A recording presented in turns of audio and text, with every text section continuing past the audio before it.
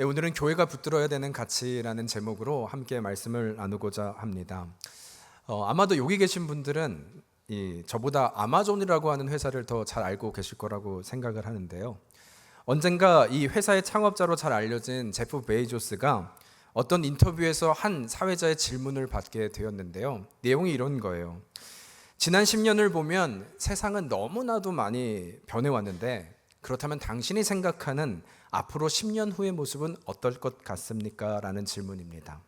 앞으로 10년 뒤에는 무엇이 가장 많이 변해 있을 거라고 예상하십니까? 라는 질문을 받았다는 거예요. 여러분, 그런데 이에 제프 베이조스가 의외의 대답을 하는데요. 앞으로 10년간 무엇이 변할 것 같은가를 묻지 말고 10년 후에도 변하지 않을 가치가 무엇인가를 질문하라라는 것이었습니다. 그러니까 세상은 끊임없이 새로운 것을 추구하고 변화하길 원하지만 어쩌면 시간이 변해도 흔들리지 않는 것이 더 가치가 있는 것이고 의미가 있다는 뜻이겠지요. 그런데 여러분, 저는요 그 말을 듣는데 순간적으로 이것이 맞지라는 좀 생각이 드는 것은 사실 이것이 영적인 진리거든요. 세상은 말씀드린 대로 끊임없이 새로운 것, 변화되는 것이야말로 정답이라고 믿고 있는 이 세상일지라도 여러분, 우린 누굽니까? 우리가 그리스도라는 정체성을 갈 때 사실은 우리는 그래서 이 세상에 반해요. 왜냐하면 우리는 변치 않는 진리를 믿고 있는 자들이기 때문이죠. 이 땅 가운데 가장 오래된 진리를 붙드는 그들이 바로 우리기에 세상은 그래서 우리에게 그렇게 얘기하잖아요. 저 고리타분한 사람들, 왜 이 주일 오전에 이렇게 모여서 예배하고 있는지, 아직도 그러고 있는지, 세상의 흐름과 가장 맞지 않고 역행하는 사람, 이런 굴레를 그리스도인들에게 지금도 우리에게 씌우고 있지 않습니까? 그래서 그들은 계속 얘기하는 거예요. 그러지 말고, 세상 앞에 저렇게 답답하게 있지 말고, 역행하지 말고, 심지어 너희들에게만 구원이 있다고 말하지 말고, 그렇게 독선적으로 말하지 말고, 이제는 좀 마음을 열어 다른 종교도 받아들이고, 같은 인간이니까 서로 용납하고 사랑하는 것이 맞지 않겠느냐. 여러분, 얼핏 들으면 어때요? 너무나 맞는 말 같지 않습니까? 그러나 이때 우리가 좀 여러분 분별하셔야 됩니다. 그래서 기독교, 우리가 믿는 신앙 가운데 가장 큰 적은요, 다른 종교가 아니에요. 다른 우상이 아니라 사실은 인본주의다라는 말을 합니다.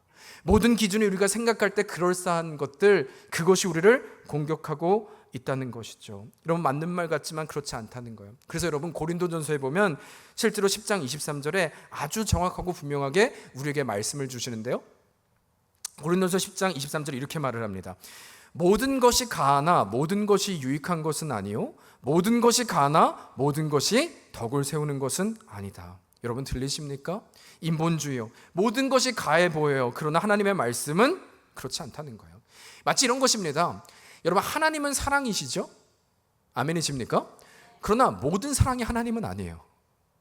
여러분, 불륜도 사랑의 하나라고 하잖아요. 불륜이 하나님입니까? 그럴 수 없는 거예요.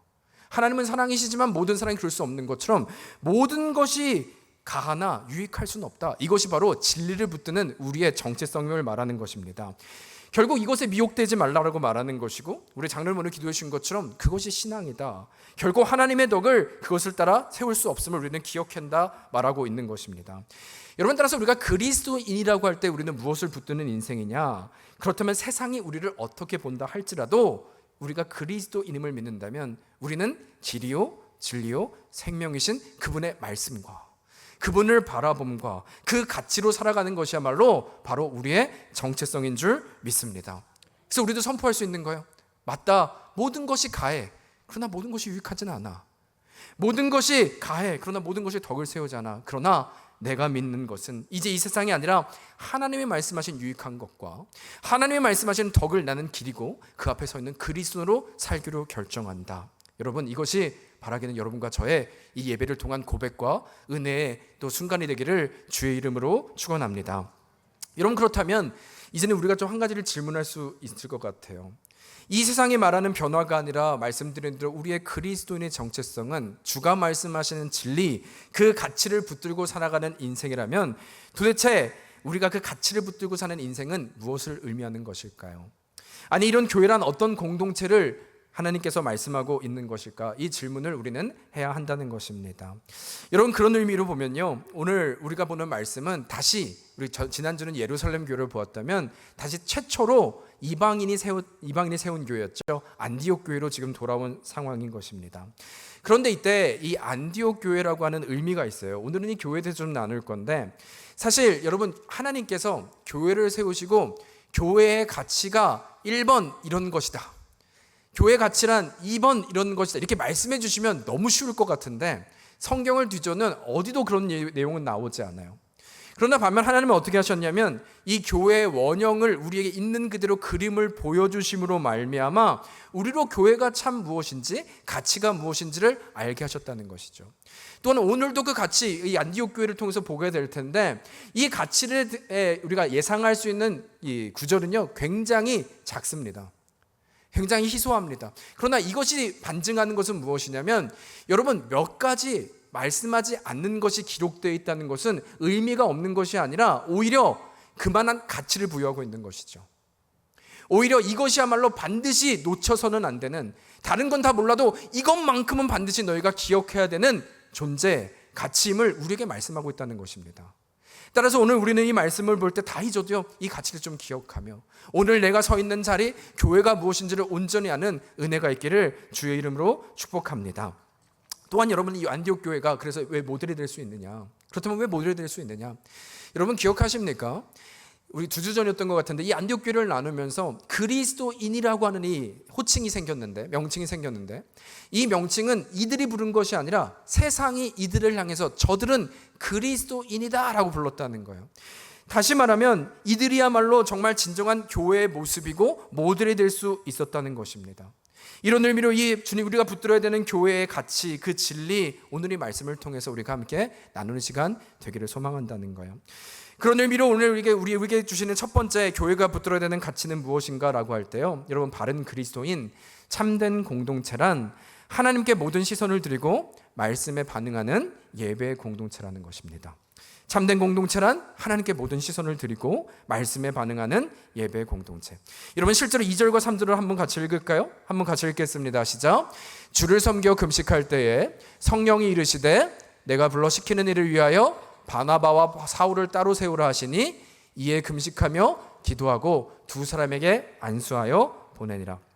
여러분, 지금 이 말씀이 시작부터 보면 이 공동체의 두 가지 특징을 보여주는데요, 뭐라고 얘기하냐면 이들이 주를 섬겨 금식할 때라고 말을 하죠. 주를 섬겼고 금식했다.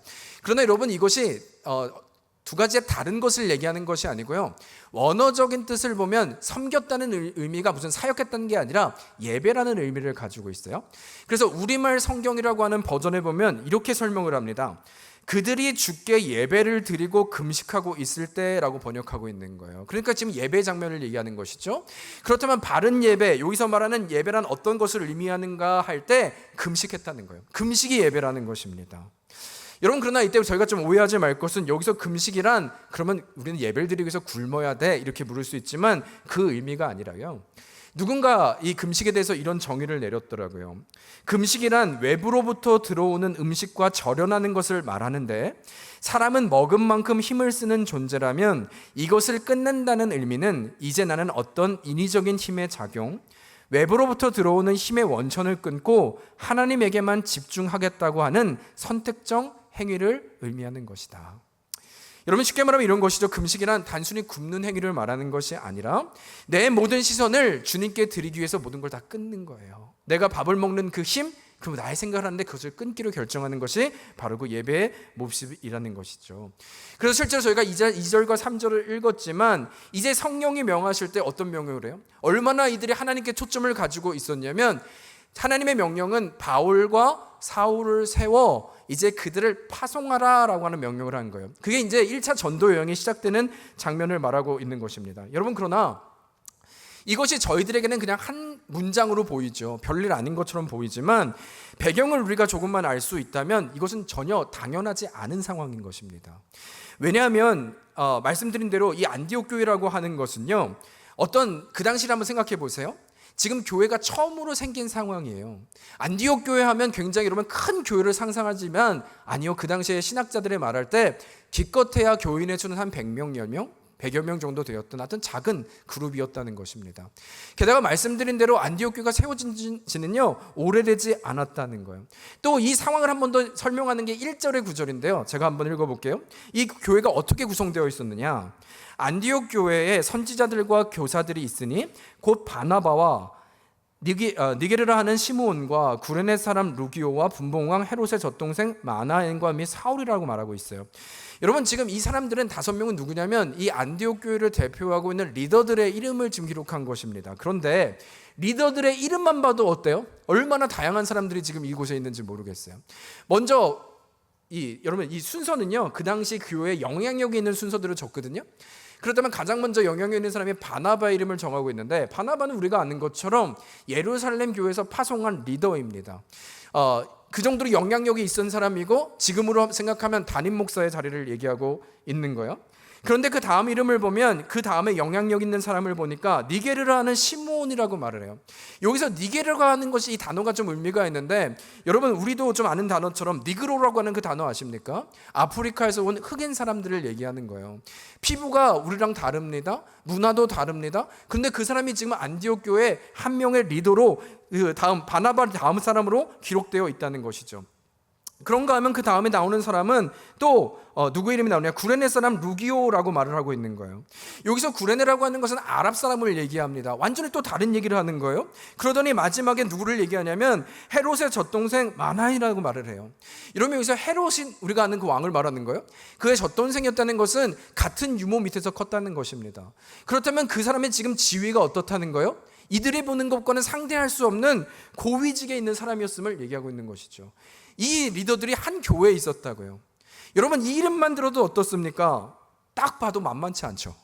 이 교회가 어떻게 하나가 될 수 있을까? 이 교회가 어떻게 운영될 수 있을까? 여러분, 그래도 이런 생각할 수 있지 않을까요? 그러니까 바나바가 그나마 있으니까 다행이지. 바나바가 그래도 담임 목사라 있으니까 질서가 잡힐 수 있지. 이것이 우리가 생각할 수 있는 일반적인 상식적인 반응이었다는 것입니다. 그런데 이런 상황에 갑자기 성령님이 말씀하시는데, 다른 사람이 아니라 바나바와 사울을, 담임 목사를 이제는 파송해라 라고 말을 하고 있는 거예요. 여러분, 이 말이 현실적으로 이해가 되십니까? 인간적으로 보면 너무나 부담스러운 상황인 거예요. 다른 사람도 아니고 이제 우리 100여 명밖에 안 되고 지금 이렇게 다양한 사람이 모였는데 다른 사람이 아닌 저 예루살렘에서 파송한 바나바를 다시 보내라니요. 이런 말도 안 되는 것, 오히려 뜯어 말려야 되는 것 아니겠습니까? 꼭 그렇게 필요가 있나? 우리가 잘못 듣는 건 아닌가? 여러분, 그런데요, 3절을 보니까 말씀에 군더더기가 없어요. 그냥 너무나 단순히 얘기합니다. 이에 금식하고 기도하고 두 사람에게 안수하여 보냈다라고 얘기를 하고 있어요. 여러분, 무엇을 의미하는 것이냐면, 교회가 무엇인가라고 할 때 교회의 진정한 가치는 어떻게 보면 지금 이 상황이요, 너무하다 싶을 정도로 교회는 너무나 단순합니다. 하나님께 모든 시선을 집중하고 세상적으로는 이해되지도 않고 큰일 날 것 같을지라도 주가 말씀하시면 순종하고 살아내는 것, 그 말씀대로 하나님께 반응하는 예배 공동체가 바로 하나님의 우리를 택하신 가치, 또 교회의 모습임을 말하고 있는 거예요. 여러분, 그래서 말씀드렸잖아요. 저희 말씀 시작하면서 기독교의 가장 큰 적은 뭐다? 인본주의다. 지금 이 상황 가운데 인간의 생각이 있습니까?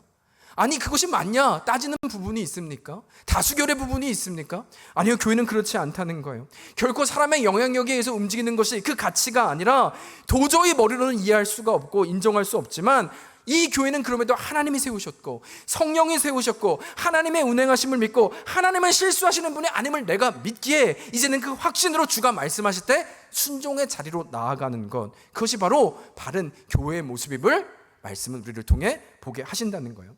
여러분, 그래서 실제로 신명기 12장 13절과 14절을 보면요, 참된 예배가 무엇인지에 대해서 아주 분명하고 클리어하게 말씀을 하시는데, 제가 13절을 읽을게요. 너는 삼가서 내게 보이는 아무 곳에서나 번제를 드리지 말고, 14절 한번 같이 읽을까요? 진짜? 번제를 드리고 또 내가 내게 명령하는 모든 것을 거기서 행할지리라. 여러분, 보이시는지 모르겠는데 우리 주님이 말씀하신 예배는요, 여러분, 우리는 지금 이 자리에 예배 드리러 왔잖아요. 마치 예배라는 건 이거 같아요. 우리는 11시가 되면, 시간이 되면 다 이 베들교회로 와서 내가 생각하는 대로 이것이 예배니까 앉아서 드리는 것을 예배라고 생각하지만, 이 구절에 의하면 예배는 그런 게 아니라는 거예요. 하나님은 그것을 예배로 치지 않는다는 거예요. 13절 보시겠어요? 뭐라고 얘기합니까? 아무 곳에서나 번제를 드리지 말라. 내가 생각하는 곳, 나의 생각과 나의 방식으로 예배, 이것이 예배겠지, 이것이 예배가 아니라는 거예요. 여러분, 만일 내 방식과 방법대로 예배한다면요, 이것은 마치 모세가 시내산에서 십계명을 받으러 올라갔을 때 이스라엘 백성들 생각했습니다. 금속 아래를 만들자. 그러면 하나님을 기뻐하게 할 것이다. 하나님이 기쁠 것이다. 여러분, 하나님이 기뻐하셨습니까? 그렇지 않다는 것이죠. 하나님은 그것을 받지 않으셨어요. 바로 그 얘기라는 것입니다. 그래서 14절을 보세요. 그렇다면 온전한 예배란 무엇인가? 라고 할 때 너무나 분명히 말씀하신 것은, 하나님이 찾으시는 예배란 내가 중심이 아니라 여호와께서 택하실 그곳에서 예배드리고, 또 나의 뜻이 아니라 여호와께서 내게 명령하는 하나님의 모든 뜻을 행하는 것이 바른 번제, 예배의 모습임을 우리에게 말씀하고 있다는 것입니다. 여러분, 그래서 우리가 드리는 예배의 그 자리, 가치가 무엇인가라고 할 때 우리 다시 한번 좀 기억해요. 그것은 뭐라고요? 심지어 하나님께서 이해할 수 없는 저 바나바 담임 목사를 옮기라고 할지라도 그것이 하나님이 말씀하신 것이라면 우리는 순종하는 것, 이해를 구하는 것이 아니라 다수결을 하는 것이 아니라 주의 뜻 앞에 보내기로 결정하는 것, 택하신 그곳에서 번제를 드리고 내가 내게 명령한 것을 행하는 그 그리스도의 예배가 바로 예배 자리라고 말씀하고 있는 것입니다. 영적인 금식이요. 사람은 먹은 만큼 힘을 쓰는 연약한 존재라면 이제는 그것을 내가 알기에 끊어내는 겁니다. 하나님의 뜻 앞에 철저하게 나를 절제하고 하나님의 뜻과 방법 앞에 나아가는 것, 그것이 바로 우리의 자리임을 말하고 있는 거예요. 여러분, 그런 의미에서 저는 어제 말씀 준비하는 확신했더라고요. 하나님, 우리 교회가 그런 교회 되게 하여 주시옵소서. 여러분, 그것을 무엇으로 할까요? 여러분과 제가 하나님의 뜻 앞에 같이 우리가 나아가면요, 저 안디옥 교회가 그리스도인이다 불렸던 것처럼 이 땅에 우리도 소문나지 않겠습니까? 우리 교회가 소문나는 게 아니라 저들이 그리스도인이라. 여러분, 저는 우리 주님의 이름이 영광 돌렸으면 좋겠어요. 저들이 그리스도인이구나, 이 땅에 그리스도인이 있구나. 여러분, 그 주님 앞에 순종할 때 세상 사람들이 여러분의 이름보다 저가 그리스도이다, 그 명칭이 우리의 정체성으로 고백되는 은혜가 있기를 주의 이름으로 축복합니다. 여러분, 가면 이제 두 번째인데요, 이제 그에 따른 결과입니다. 이 말씀으로 살아낸 결과 어떤 일이 있었는가? 실제로 파송을 하니까 바나바와 사울이 이제 1차 전도여행을 떠나게 되는데요, 여러분, 혹시 닭싸움 있잖아요. 그러니까 우리가 하는 닭싸움 말고 진짜 닭싸움이요. 닭들, 꽃기호 닭이요. 그 닭싸움 중에 최고의 고수를 아십니까? 사실 저는 처음 들어봤는데 이 닭싸움의 최고 고수는요, 목게라고 하는 닭이래요. 목게. 네, 목게. 무슨 의미냐면 이 닭은 마치 나무로 깎아 만든 닭 같아서 아무리 앞에서 싸우려고 대들고 덤비고 소를 치고 겁을 줘도요, 조금의 미동도 하지 않는다. 그런 닭이 있대요. 나무처럼 그냥 서 있기만 한대요. 근데 놀라운 것은 그렇게 미동도 하지 않고 가만히 서 있었을 뿐인데도 불구하고 그 모습에 모든 닭이 무서워서 다 주랭량을 치고 있다는 것입니다. 그냥 서 있기만 한 것인데도. 그래서 최고 고수라는 거예요. 그런데 이 1차 전도여행, 이 사울과 바나바가 이제 전도여행으로 바보라고 하는 섬에 이르렀는데요, 거기에 보니까 총독 서기오, 이름도 마침 또 바울이에요. 그 총독 이름이 바울이에요. 그리고 그 바울 옆에, 서기오 바울 옆에 서 있었던 이 거짓 마술사가 있었는데 그 이름은 바예수라고 하는 사람입니다.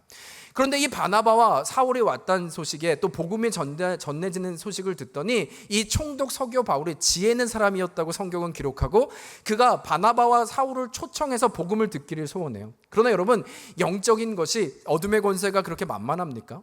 이에 당연히 이 바예수는, 마술사, 거짓 마술사 바예수는 어떤 수단과 방법을 가리지 않고 이들의 복음의 그 선포를 막으려고 애쓰는 것이죠. 방해하는 것이죠. 공격하고 있습니다. 그런데 이때 바나바와 이 사울이 등장하는데요, 완전 목계 같아요. 목계, 그 장면이. 그러면서 그에게 말하는데 10절과 11절입니다. 얼마나 통쾌한지 몰라요. 이렇게 말을 해요. 이르되 모든 거짓과 악행 가득한 자요, 마귀의 자식이요, 모든 의의 원수요, 주의 바른 길을 굽게 하기를 그치지 아니하겠느냐. 보라, 이제 주의 손이 내 위에 있으니 내가 맹인이 되어 얼마 동안 해를 보지 못하리라 하니 즉시 안개와 어둠이 그를 덮어 인도할 사람을 두루 구하는지라. 네, 하나님의 완전한 선포를 얘기하는 거예요. 여러분, 지금 이 바나바와 사울의 얼굴이 좀 보이시는지 모르겠어요. 이 세상 앞에서 성령이 말씀하신 그 말씀을 붙들고 주의 말씀 앞에 세상으로 나아가 정면 대결하는 그 모습, 그리고 그 결과를 보여주는데요, 완전한 승리를 보여주고 있는 거예요. 여러분, 참 재밌는 것은 이게 구조를 한번 보세요. 서기오, 이 총독이 있었다 그랬죠. 그 사람 이름이 뭐라고요? 바울이요. 기억하세요? 바울이에요. 그리고 그 옆에 있었던 마술사 이름이 뭐라고요? 바예수요. 이 한편, 그러니까 이 서기오 바울은 바예수라고 하는 거짓 마술사의 영향력 안에 있던 사람, 사로잡혀 있던 사람이에요. 그런데 반면 대조적으로 우리가 알고 있는 안디옥에서 파송한 이 바나바와 또 한 명의 이름이 뭐예요? 우리가 아는 사울, 바울. 그리고 이 바울은 누구에게 사로잡혀 있었습니까? 우리 예수님이죠. 여러분 이 글씨의 대조 차이가 보이시는지 모르겠어요. 놀라운 것은 여러분 바예수와 예수님이 싸워요. 누가 이길까요? 어려운 질문했습니까? 제가 바예수와 예수님이 싸웠어요. 누가 이길까요? 예수님이죠. 이건 게임이 안 되는 겁니다. 지금 그 얘기를 하고 있는 거예요. 완전한 영적인 승리를 보여주시는 것이죠. 어떻게 감히 이 바울, 같은 바울, 그러나 누구에게 사로잡혀 있는 인생이 되느냐에 따라 결과는 완전히 다름을 얘기하고 있는 것입니다. 이런 무엇을 의미하는 것이냐면 이것이 너무나 분명한 것은 성령께서 운행하는 일 앞에는요, 여러분 어떤 거짓의 영도, 어떤 세상도, 신들도 결코 우위를 점할 수 없음을 성경은 반드시 아주 분명하게 우리에게 선포하고 있다는 거예요. 그 어떤 우상도 마술사라 할지라도 결코 하나님의 이름 앞에 대항할 수 있는 존재는 없는 줄 믿습니다. 여러분 따라서 이것이 그렇다면 우리에게 보여주시는 건요, 우리의 인생도 보라는 거예요. 여러분 서기오 바울이요, 바예수라고 하는 거짓 마술사에 사로잡힌 인생이었다면 사실 그것이 우리의 인생 아니라는 거예요. 여러분 이 세상의 논리와 이 세상의 방법 앞에 우리 또한 끌려가는 인생이지 않습니까? 세상이 말하는 그 진리 앞에 떳떳하게 서지 못하는 그 모습이 우리들의 약함이라면, 그럼에도 이 말씀을 우리로 보게 하시는 이유는 단 한 가지죠. 하나님이 결정하시면 이루시는 줄 믿습니다. 하나님이 결정하시면 그 누가 할지라도, 바예수라 할지라도, 어둠의 권세라 할지라도 아무 문제가 되지 않을 말하는 거예요. 비록 거짓 마술사가 수많은 어둠의 권세가 우리를 무너뜨려 할지라도 여러분 예수 그리스도 이름의 능력이 있는 줄 믿습니다. 바예수가 아니라 예수 그리스도 이름이요. 그 이름으로, 우리의 힘이 아니라 그 이름으로 우리가 선포하기 시작할 때 모든 어둠의 권세는 떠나가고 힘의 근원 되신 주께서 우리의 인생을 끌고 가시고 승리케 하는 그 응답을 더하신다 약속하고 있는 거예요. 여러분 그래서 성경에 보면요, 수많은 인물이 등장하는데 여러분도 아마 제가 질문하면 알고, 이 땅 가운데 가장 힘이 셌던 사사가 있었습니다. 이름이 누굴까요? 삼손이죠. 삼손. 힘이 세면 우리 삼손이지 않습니까? 사실 우리도 그런데 이 삼손 하면 가장 먼저 떠오르는 게 그의 힘이 어디서 나왔다고 믿어요? 머리카락. 우리도 머리카락이 떠오르잖아요. 잘못, 여러분 초등학교, 주일학교 잘 나와야 돼요. 그래서 힘의 근원이 어떻게 머리카락에 있습니까? 근데 그 정도로 삼손은 머리카락을 의지하며 살아왔던 사람인 것이죠. 그러나 여러분 이것이 바로 세상의 논리라는 거예요. 내 모든 힘은 나의 실력, 나의 머리카락, 나의 스펙, 이것이라고 믿고 산 인간이 바로 삼손이었다는 것이죠. 왜 제가 이것이 잘못된 믿음이라고 말을 하냐면, 여러분 이 사사기에 보면 그의 인생이 얼마나 안타까운 인생인지 아십니까? 사사기 13장 5절에 보면 그의 출생을 지금 증거하고 있는데요, 이렇게 그에 대해서 얘기해요. 삼손이 누구냐면, 보라, 엄마에게 얘기하는 거예요. 삼손 어머니에게.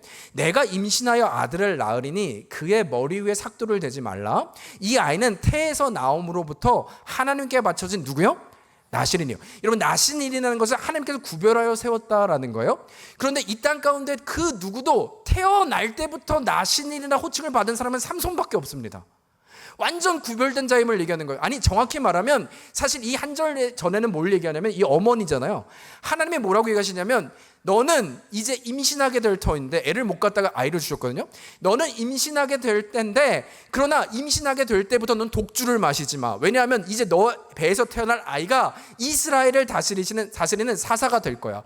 그러니까 사실은 이 나실인의 시작은 태어나서부터가 아니라 엄마의 태중에서부터 시작된 인물이 누구다? 삼손이다. 바로 태중에 있었던 그 자를 얘기하고 있는 것입니다. 여러분 그렇다고 생각해 보세요. 이 아이가 태어났을 때, 삼손이 태어났을 때 부모님이 정상이라면 무슨 얘기를 가장 많이 했을까요? 바로 이 얘기 아니겠어요? 출생의 비밀? 내가 태중에 있을 때 하나님께서 나에게 너는 독주도 마시지 마. 하나님이 너를 그렇게 세우실 거야. 태어날 때부터 넌 나실인을 하나님이 세웠어. 이 얘기를 얼마나 수도 없이 했겠어요. 근데 제가 왜 안타깝다고 얘기하냐면, 이 얘기를 아무리 많이 들었을지언정 조금 전에 제가 힘이 어디서 나온다고요? 할 때 머리카락. 우리도 그렇게 믿잖아요. 아니면 세상도, 여러분 삼손과 드릴라 얘기는 세상 사람들도 알던데요. 다윗과 골리앗처럼. 그 정도로 힘을 의지했던 것이 나실인의 그 하나님이 아니라 머리카락을 의지했던 사람이 바로 삼손이었다는 것입니다. 그런가 하면 두 번째, 그렇다면 진짜 머리카락이 아니라 하나님이었어? 힘의 근원이 하나님이었어? 라고 여러분 질문하실 수 있을 때, 성경이 이렇게, 그래서 제 말이 아니라 성경이 기록합니다. 사사기 16장 20절에 보면 지금 상황은 드릴라가 머리를 자른 후예요. 이제 힘을 잃은 그 상황입니다. 그럼 이렇게 생각하죠. 머리를 잘랐으니까 힘이 없지. 그러나 성경은 그렇게 기록하고 있지 않다는 거예요. 뭐라고 얘기하냐면 드릴라가 이르되 삼손이여 블레셋 사람이 당신에게 들이닥쳤느니라 하니 삼손이 잠을 깨어 이르기를 내가 전과 같이 나가서 몸을 떨치리라 하였으나 같이 읽을까요? 시작. 여호와께서 이미 자기를 떠나신 줄을 깨닫지 못하였더라. 여러분 지금 이 고백이 보이십니까? 지금 이 고백에 보면 머리카락을 의지하여 살았던 그의 결말을 보게 되는데 마지막 저희가 갇힌 일부 부분을 보면 머리카락의 힘이 아니라 여호와께서 이미 자기를 떠나셨다는 거예요. 그럼 머리카락에 힘이 있었다는 거예요? 하나님께 힘이 있었다는 거예요? 하나님이신 것이죠. 하나님이 떠나셨기 때문에 머리카락은 의미가 없어진 그 상황을 말씀하고 있는 것이죠. 여러분 힘의 근원은 머리카락이 아니라 하나님께 있음을 성경은 우리에게 말씀하고 있는 거예요. 여러분 따라서 이 머리카락이 아니라 하나님이 떠나간 인생이었기에 모든 것을 잃은 것, 그럼에도 불구하고 삼손은 한평생 착각을 가지고 산 인생이었음을 보여주는 것이죠. 따라서 이 삼손의 이야기 그럼 교훈이 뭘까요? 우리에게 주는 메시지는 뭘까요? 여러분 만약에 머리카락에 힘이 있다면요 이제부터 저희는 머리를 자르면 안 돼요. 그것이 메시지라면 그 누구도 머리를 잘 간직하고 요새 제가 점점 머리 빠지는데 큰일 나는 거죠. 힘이 빠지는 거죠. 그러나 그 인생이 아니라는 것입니다. 그 메시지가 아니라는 것입니다. 오히려 여러분 그러면 결론, 오늘의 이 삼손의 메시지는 뭐냐, 여기서 하나님의 은혜는요 아주 결론에 있는데 그가 그랬을지도 몰라, 그런 결론, 그런 안타까운 인생을 살았을지 모르나 그래서 눈이 뽑히고 노예가 되고 바닥까지 되는 인생 살게 되잖아요. 그러나 하나님의 은혜는 정말 나의 근원이 어디서 왔는지를 발견하는 그 순간이 바로 삼손의 메시지인 거예요.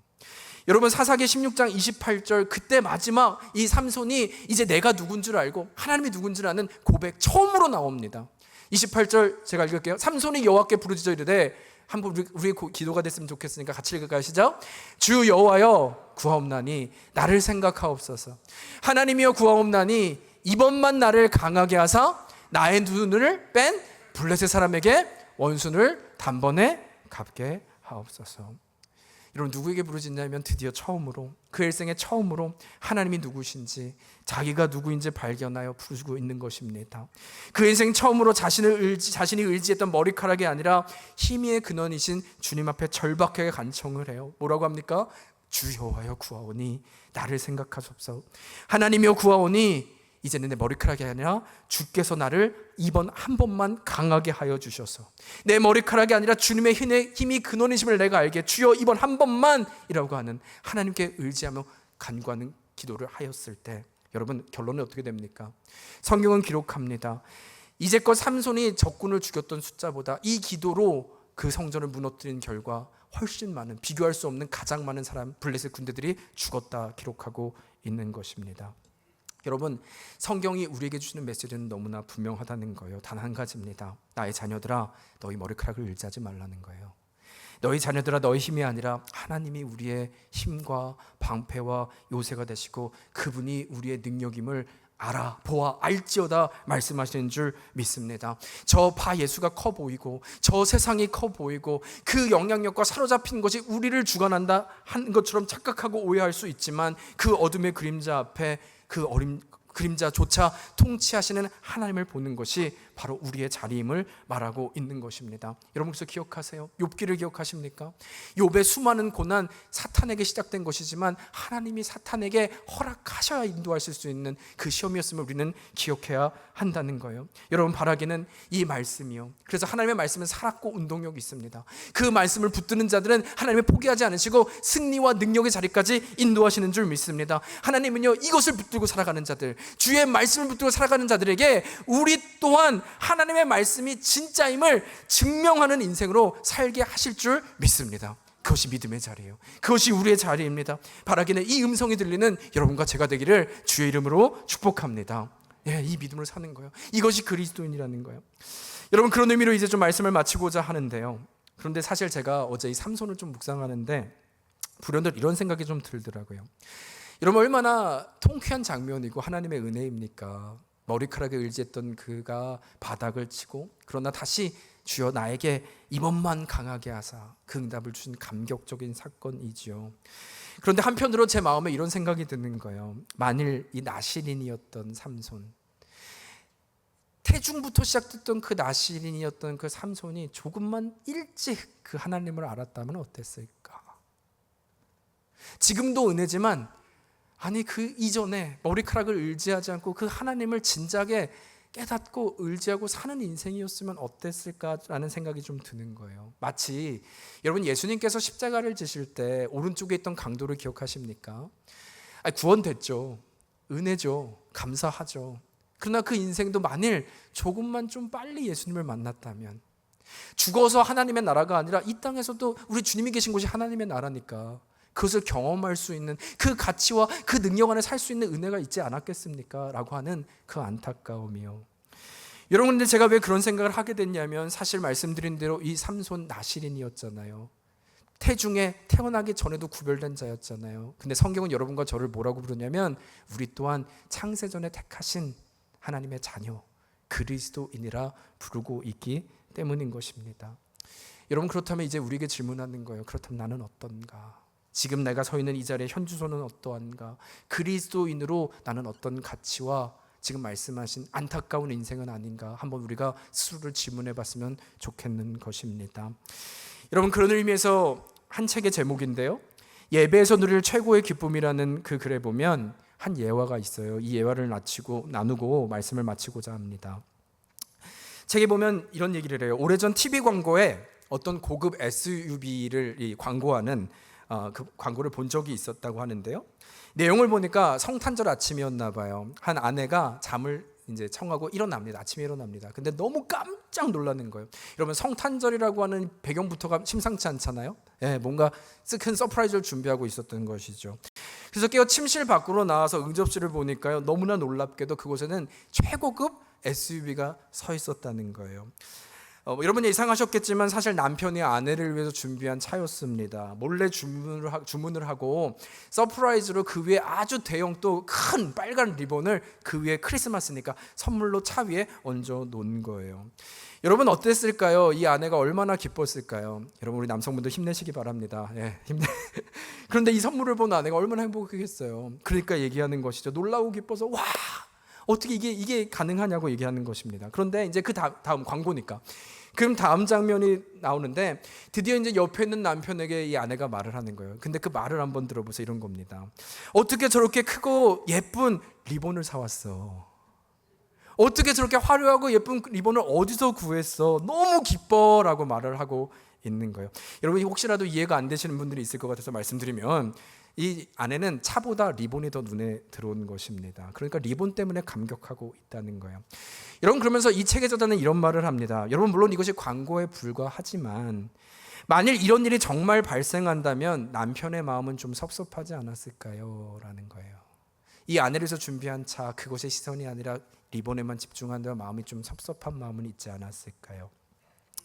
여러분, 지금 이 말은 리본을 보고 기뻐하지 말라는 것이 아니라 정말 귀한 선물을 준비한 남편의 마음을 기억한다면 고급 자동차보다 리본에 반응하는 것은 그래서는 안 된다는 것입니다. 여러분, 하나님의 말씀을 말하는 거예요. 저는 가끔 성경을 이렇게 보면 이런 생각해. 하나님이 누구신지를 우리에게 계속 설득해 주시는구나. 우리가 안 믿으니까, 하도 믿음이 없으니까 계속 하나님이 누구신지를 오늘도 말씀해 주시는구나. 또한 동시에 어떤 생각을 하냐면요, 우리 그리스도인이 누구인지 말씀하실 때 그 선물을 우리에게 주신 거, 그러니까 설득하시죠. 그리스도인은 이 큰 선물을 우리가 받은 자들, 또 아는 자들, 그 선물이 얼마나 귀중한지를, 그 가치를 아는 자들이 바로 그리스도인이구나. 그래서 이것을 우리에게 끊임없이 말씀하시구나 라는 생각이 드는 거예요. 여러분, 그렇다면 그 그리스도인, 우리를 위한 메시지고 우리의 고백이라면 우리의 인생은 어때야 되느냐? 이제는 내 뜻이 아니라 이 선물이 완벽하고 이 선물이 정말 SUV와 비교를 할 수 없을 정도로 완벽하고 의미가 있는 것을 우리가 안다면, 여러분, 우리는 리본에 집중하는 인생이 아니라 내 뜻이 아니라 신랑 대신 그 남편의 뜻에 맞춰가는 인생이 되어야 하는 것이지 않겠습니까? 그 선물의 의미가 정말 예수 그리스도를 이 땅에 보내주시고 우리를 구원케 하시고 오늘도 이 그리스도인으로 살게 세상을 이기는 선물을 주셨다면 이제는 정말 우리의 의지가 아니라 그것을 의지하는 인생으로, 그 선물을 붙드는 인생으로 나아가는 것이 맞지 않겠냐는 것입니다. 여러분, 그런 의미로 이 시간에 있는 저에게 말하는 거예요. 여러분, 제가 그 주님의 은혜를 알고 그 큰 선물을 알고 주님의 마음에 감동했다면 제가 예를 들어 설교를 하는데 제가 리본을 설교해서는 안 되는 거예요. 제가 그 하나님의 사랑하심과 하나님의 위대하심과 그 선물과 감격을 안다고 한다면 제가 선포해야 될 말은 그 선물을, 그 예수 그리스도를, 그 존귀한 이름을 나누는 것이지, 리본을해서 how to live나 세상에 말하는 복을 말한다면 여러분, 저는 그 남편에게 잘못된 메시지를 전하는 것 아니겠습니까?